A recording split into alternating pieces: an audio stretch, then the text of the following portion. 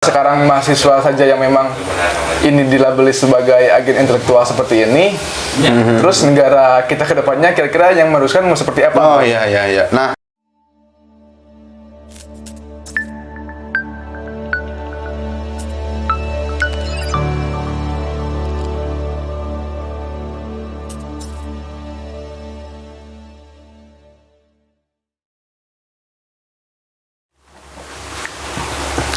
Assalamualaikum warahmatullahi wabarakatuh. Kembali lagi bersama channel Batosai atau Batosai Channel, sahabat tongkrongan santai. Nah, kali ini kita kedatangan oleh aktivis mahasiswa.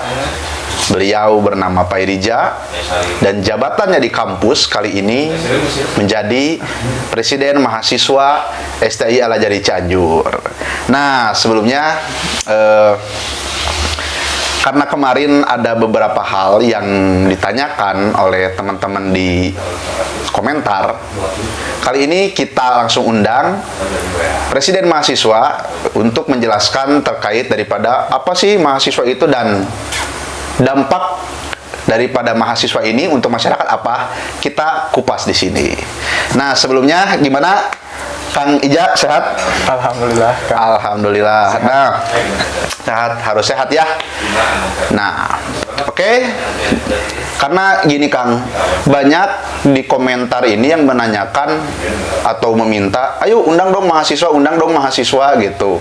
Kita pengen tahu mungkin, atau netizen pengen tahu apa sih mahasiswa itu dan gerak daripada mahasiswa ini kayak gimana gitu. Karena kan melihat dari yang sudah terjadi gitu, atau ke belakang bahwa mahasiswa ini kemarin kan sempat ramai ya, ada aksi dan sebagainya di Jakarta gitu.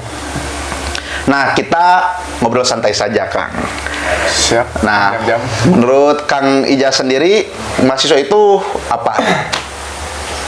Kalau melihat daripada arti mahasiswa itu apa, sesuai dengan apa namanya para ahli ataupun pengertian daripada KBBI, bahwa mahasiswa itu adalah salah satu orang yang memang terdaftar di perguruan tinggi dengan rentan umur antara 25 sampai 30 tahun. Oh ya. Nah, akan tetapi itu secara normatifnya begitu. Ya.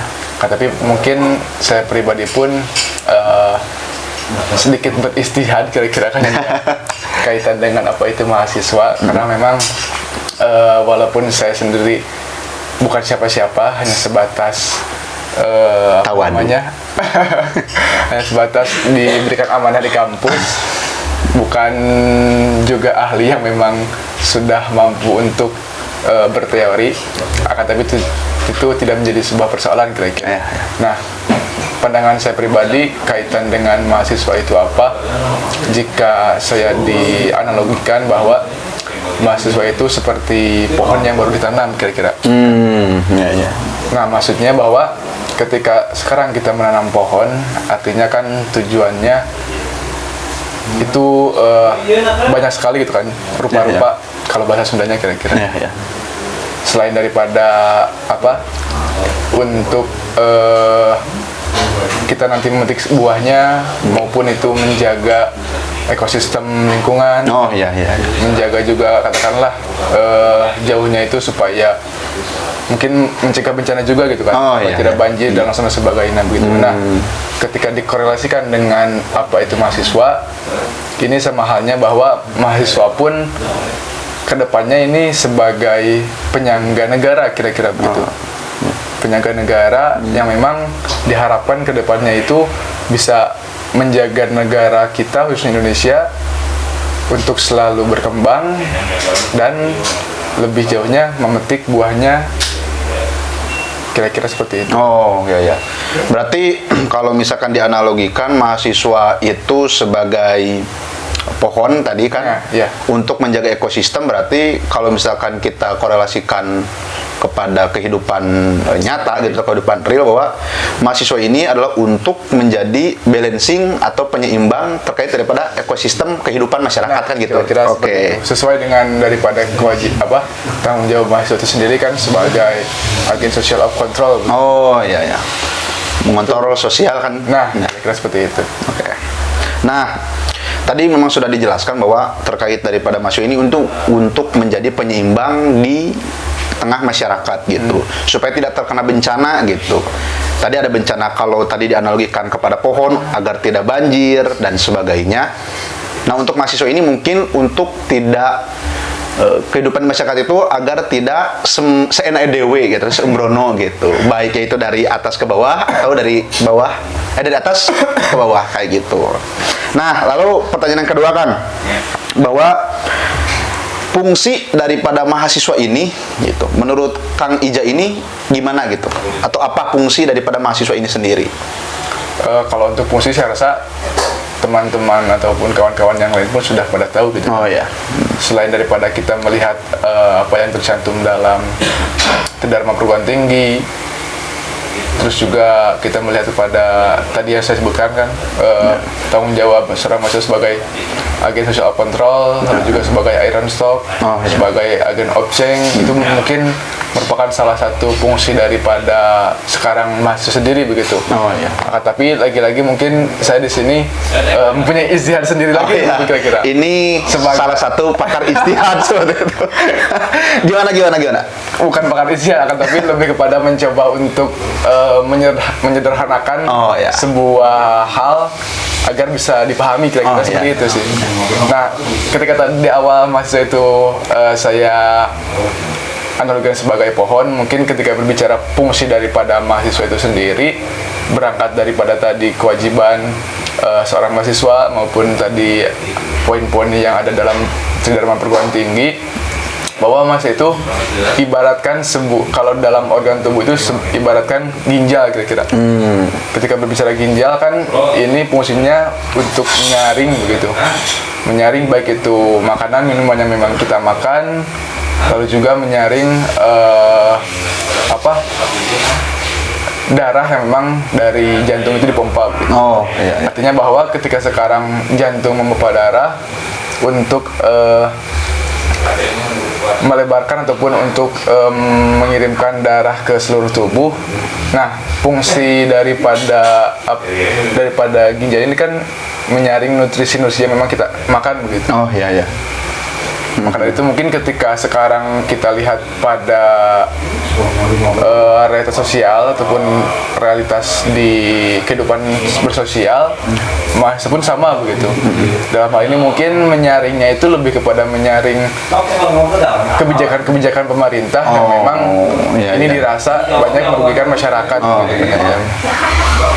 Jadi sebagai agent atau sosok untuk memfiltrasi terkait daripada kebijakan-kebijakan pemerintah. Kira-kira seperti itu kan. Oke. Nah, seperti itu teman-teman, bahwa selain daripada untuk menjaga keseimbangan sosial di masyarakat, bahwa mahasiswa ini sendiri pun untuk berfungsi memfiltrasi terkait daripada kebijakan-kebijakan pemerintah. Kalau misalkan dirasa ada yang tidak pro kepada masyarakat terkait dengan kebijakannya, ya mungkin ini bisa ditindaklanjuti kan gitu ya. Seperti itu.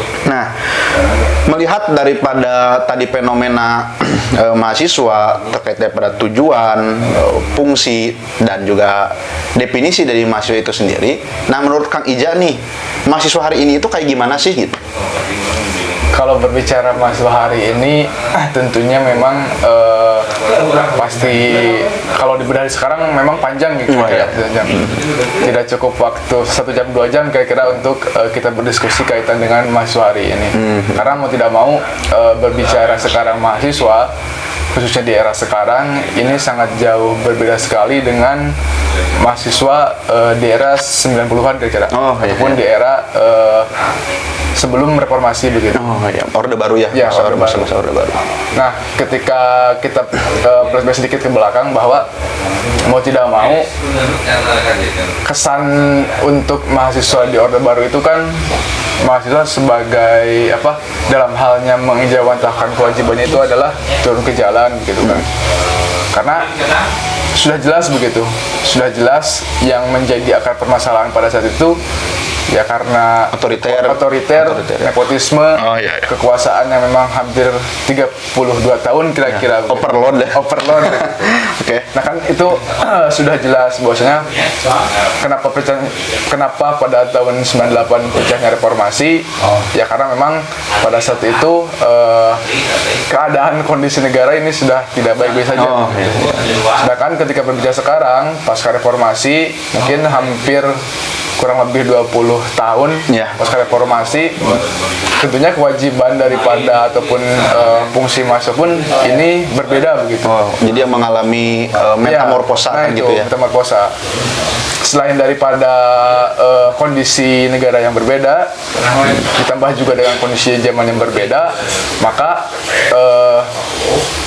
secara tugas dan fungsinya pun ini masih harus berbeda juga. Oh iya. Berbedanya bukan berarti dari segi gerakan itu yang asalnya kita selalu ketika melihat pada reformasi itu selalu turun ke jalan, entah sekarang tidak, bukan ke sana gitu Mas. Tapi lebih kepada kita menyesuaikan bagaimana kita bisa membuat sebuah inovasi baru ataupun gerakan yang baru yang memang ini manfaatnya itu sangat terasa sekali kepada masyarakat. Nah, ketika memang sekarang melihat kondisi mahasiswa sendiri, salah satu dampak daripada majunya zaman, terus juga sekarang media digital sangat-sangat bahasanya lebih kepada katakanlah sudah menjadi kebutuhan primer begitu. Sudah menjadi kebutuhan pokok. Kalau mungkin misalkan kasarnya kira-kira ente ngomong HP sapoe teh nyeri awak kira-kira gitu Mas. Geger-geger gitu. Oke. Saking seperti itunya mungkin lebih baik kehilangan uang 1 juta daripada kehilangan handphone kayak gitu. Hari uangnya beda gitu. Nah, berarti karena melihat daripada memang terkait daripada fenomena mahasiswa hari ini itu memang tidak bisa disamakan dengan zaman dahulu kan ya. Karena kan zaman dulu Orde Baru, sekarang kan reformasi, tentu tuntutan dan tantangannya pun itu berbeda kan gitu ya. Nah, dan justru kalau melihat tantangan mahasiswa di era sekarang, bagi pandangan saya pribadi itu justru lebih sulit gitu Mas. Kalau mengutip bahasa Soekarno, mungkin jika dulu Soekarno itu berperang melawan musuhnya yang sudah jelas, musuh bangsa asing lah kan gitu bangsa asing, ketika sekarang kita ini bisa dikatakan ya hampir bangsa sendiri begitu. Nah, maksudnya adalah selain daripada dampak daripada perkembangan zaman yang memang ini menyebabkan ada degradasi begitu dari mahasiswa dari yang memang ini kesannya itu mahasiswa sebagai intelektual muda, lalu juga dengan ditopang dengan kritisnya, sekarang ini ada kemunduran gitu. Nah, dan kemunduran itu ketika saya analisa berdasarkan daripada pengalaman saya pribadi, lalu juga berdasarkan daripada keilmuan saya pribadi, yang memang menjadi kemunduran itu adalah mahasiswa sekarang lebih kepada menjadi seorang yang konsumtif begitu. Pribadi konsumtif. Mungkin ini pun tidak hanya sebatas daripada mahasiswa saja sih, tetapi faktor zaman kan. Salah satu persoalan bangsa saat ini ya itu budaya konsumtif yang memang mayoritas masyarakat seperti itu. Maka dari itu mungkin salah satu sekarang tantangannya para mahasiswa saat ini ya merubah budaya itu. Karena kan kalau misalkan tadi berbicara tentang adanya teknologi dan ya sampai terasa hari ini gitu menjadi kebutuhan kan dan sebagainya, bahwa mungkin nggak menurut Kang Ija sendiri di sisi lain dampak daripada teknologi ini ada bahaya latennya sehingga para mahasiswa ini cenderung konsumtif gitu, tidak produktif, tidak lebih mencintai hasil daripada mencintai proses gitu. Itu mungkin nggak ada dampak daripada dampak negatif, atau bukan dampak negatif ya, tapi lebih kepada bahaya laten dari teknologi ini kepada kepribadian mahasiswa itu sendiri gitu. Jelas, sangat ada sekali Mas.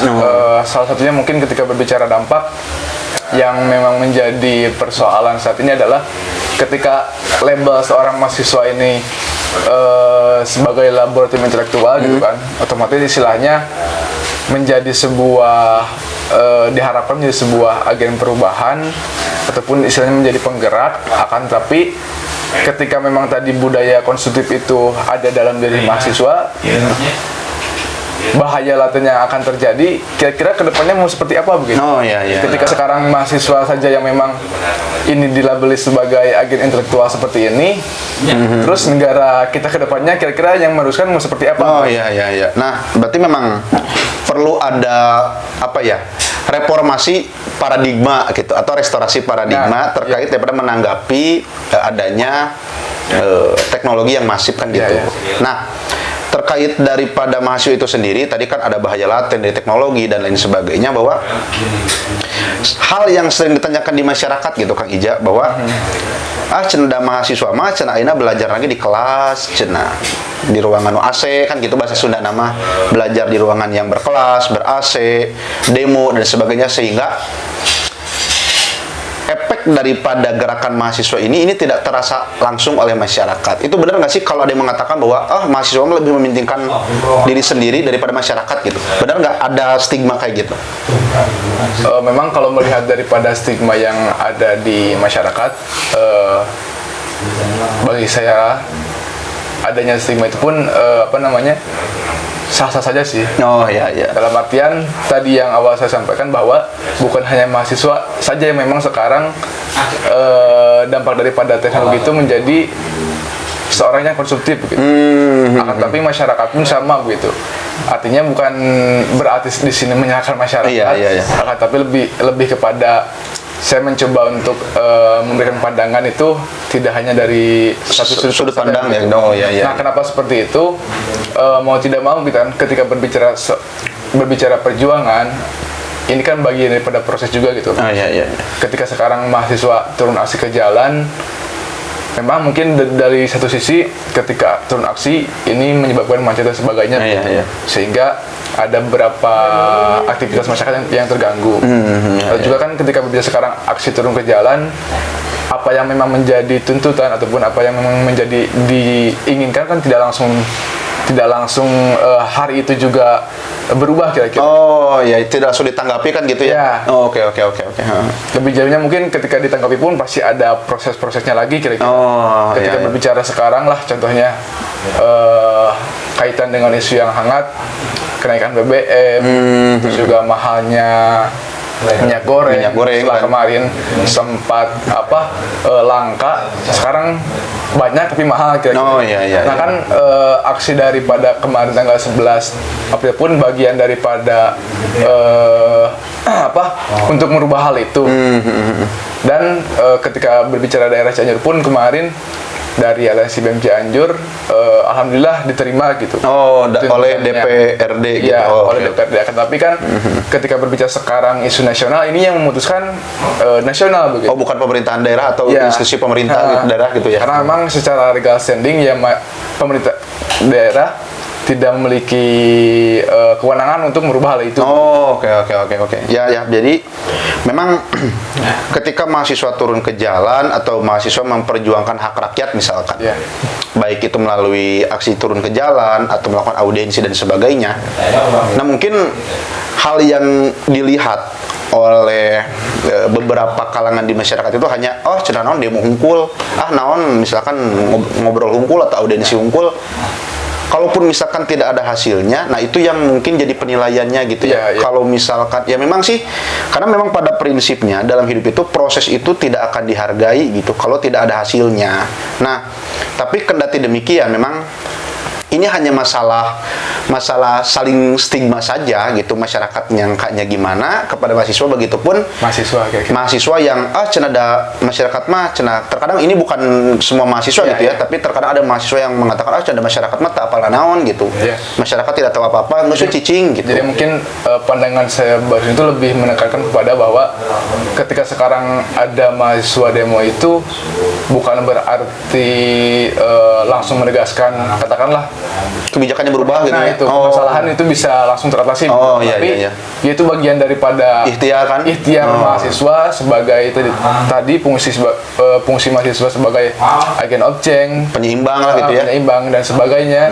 Nah itu ya di salah satu bentuk daripada kita mengapresiasinya ya dengan turun ke jalan. Oh. Karena memang kan ketika berbicara turun ke jalan pun itu merupakan salah satu cara terakhir kira-kira. Jurus ampuh. Jurus ampuh. Ketika misalkan segala bentuk usaha ini sudah tidak didengar oleh pemerintah, ya barulah jalan terakhirnya kita melakukan unjuk rasa ataupun demo. Oh iya. Berarti kalau misalkan diurai sih, memang sebenarnya baik itu masyarakat atau mahasiswa sebenarnya ini tidak ada yang salah gitu. Iya. Begitupun pemerintah gitu ya, maksudnya tidak ada yang salah, hanya mungkin ya ini pola komunikasi yang mesti terjalin dengan baik gitu kan ya. Dan karena tadi teh ya dampak teknologi itu mempengaruhi kepribadian kita yang konsumtif ya. Nah, baik itu mahasiswa atau masyarakat kan gitu. Selain daripada itu pun, jika tadi saya melihat berpandangan bahwa berada dalam pandangan mahasiswa, nah ketika saya mungkin sekarang berada dalam sudut pandang masyarakat. Pun, ketika misalkan ada kritik saran dari masyarakat yang seperti itu, bagi saya itu pun merupakan sebuah bumbu gitu Mas. Oh, iya, dalam artian ya ini sebuah evaluasi bagaimana gerakan mahasiswa sekarang itu selain daripada memperjuangkan hak-hak masyarakat, ada nilai lain juga gitu. Makanya kenapa tadi di awal saya berbicara ataupun saya katakan perjuangan mahasiswa sekarang itu sulit, selain daripada kita sekarang menjadi penyeimbang.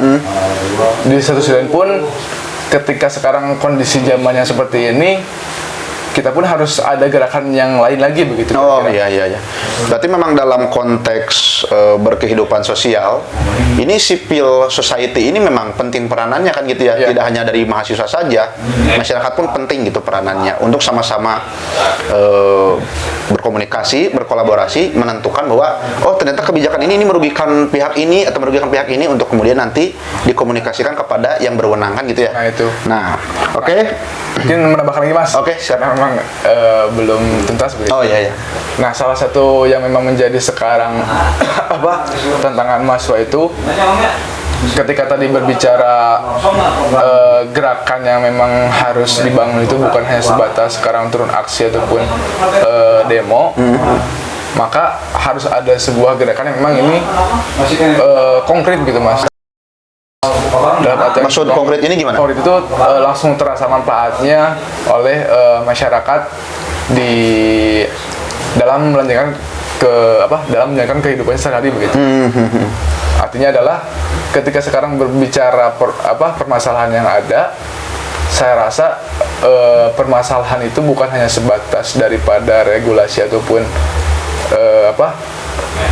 yang bukan hanya sebatas regulasi serta kebijakan pemerintah saja begitu. Oh iya. Yang ada salahnya kan, tapi kan ketika sekarang melihat kita isu lingkungan, juga sekarang ketika melihat isu-isu lainnya, ini pun banyak terdapat masalah begitu. Iya. Artinya kenapa tidak begitu ketika berbicara mahasiswa sebagai agen objek disaling gitu Mas. Ketika berbicara artinya mahasiswa sebagai penyeimbang, maka gerakan pun harus seimbang begitu. Ada kalanya kita turun ke jalan, ada kalanya kita pun lebih kepada ya perbuatan sendiri aja gitu di lingkungan masyarakat ya. Nah, dan salah satu memang upaya yang saya rasa ini bisa berdampak itu adalah dengan merubah pola hidup gitu. Pola hidup yang lebih produktif, sehingga segala suatu permasalahan sedikit demi sedikit ini bisa teratasi kira-kira. Iya. Sana sih. Kan malah ada jokes kayak gini nih. Ada beberapa mahasiswa gitu yang selalu mengatakan dengan mengutip kata-kata dari Soekarno hingga kemudian ini menjadi pembenaran. Misalkan kayak gini. Kan Soekarno pernah berkata bahwa aku lebih suka kepada sekumpulan anak muda yang membicarakan negara atau bangsa sambil merokok dan minum kopi daripada seorang anak muda atau beberapa anak muda yang memikirkan dirinya sendiri gitu. Hingga kemudian kata-kata ini jadi dalil pembenaran bagi sekelompok mahasiswa atau anak muda untuk cenada iya dalil gadang sampai subuh ngediskusikan nanaon dan sebagainya, hingga kemudian ayo kita rubah dunia ini, ternyata tidur pagi, bangun siang, kan gitu. Pergerakan, jadi antara ucapan dan ya tindakan ya memang harus sesuai juga ya, tadi kan. Oke. Memang kan kalau barusan menyambut daripada obrolan yang dikatakan, salah satu yang memang tadi kenapa di awal saya berbicara bahwa perjuangan mahasiswa sekarang itu sulit, selain daripada mengawal pemerintah, juga berkontribusi terhadap permasalahan-permasalahan yang ada supaya beres. Nah, dan yang paling berat yang memang saya rasakan pun sampai saat ini, karena memang saya pun sekarang masih sebagai mahasiswa, semester 8, Mas. Terus, pejuang sibuk-sibuknya skripsi. Sedang sibuk-sibuknya. Bukan mahasiswa abadi. Yang menjadi persoalan dan yang sulit itu melawan diri sendiri, begitu. Iya. Tadi salah satunya adalah ketika kita gadang, bangunnya siang. Iya gitu. Kan kalau idealnya ketika sekarang kita gadang, walaupun diisi gadang itu dengan diskusi, baca buku dan sebagainya, akan tapi produktivitas harus tetap dijaga. Iya. Karena kan ketika melihat daripada kebiasaan Rasul pun gitu kan. Subhanallah. Tidak banyak tidur kira-kira gitu. Iya. Bahkan kan dalam sebuah keterangan pun beliau Rasul hanya tidur 3 jam saja. Iya. Maka dampaknya sekarang ya ketika dilihat Islam yang memang jauh masa Rasul ke masa kita itu jauh kan, tapi Islam masih bisa diterapkan lah ya gitu. Oke, nah jadi memang antara perkataan dan tindakan harus sesuai kan gitu. Tadi reformasi, merubah dunia, tapi harus dibagi dengan tindakan. Nah, mungkin itu Kang Ija, terakhir nih closing statement dari Kang Ija sendiri untuk mahasiswa hari ini dan untuk kita semua gimana? Barangkali untuk closing statement dari saya pribadi sih, terkhusus untuk para mahasiswa yang memang masih katakanlah masih di tingkat awal gitu kan, perjuangan masih panjang. Manfaatkan waktu kalian sebagai mahasiswa dan titip pesan untuk mahasiswa sekarang, jangan terlalu memikirkan diri sendiri, lalu juga untuk kira-kira bahasa yang lebih agak nyeleneh, kenapa apa-apa Mas? Nggak apa-apa. Untuk mahasiswa sekarang, kurangin mandi, banyakin ngopi begitu. Kurangin mandi, banyakin ngopi. Artinya bagaya lebih kepada sekarang mungkin pertama itu, yang keduanya jangan hanya sebatas memikirkan diri pribadi saja begitu. Akan tapi coba lihat juga keadaan sosial, coba peka juga terhadap sosial, dan yang memang lebih pentingnya ketika kita di hadapan kopi pasti akan ada nilai ataupun sebuah usaha untuk menajamkan pemikiran gitu. Sehingga itulah yang memang menjadi modal awal ya kita sebagai mahasiswa untuk menciptakan sebuah perubahan. Nah, begitu.